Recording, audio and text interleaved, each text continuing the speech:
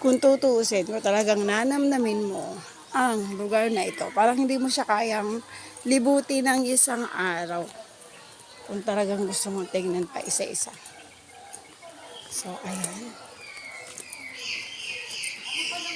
Ang daming mo talagang pwedeng puntahan dito. Nandito tayo, papasok tayo sa number 64. Anong meron dito? Let's see. Let's see. Tcharam!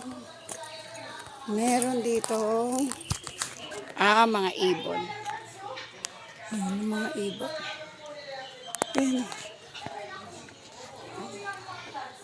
Hi. Hi. Hi.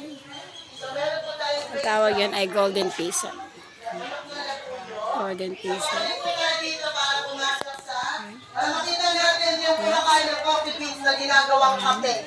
Sino ko siya makita yung si Beth? Malalamig.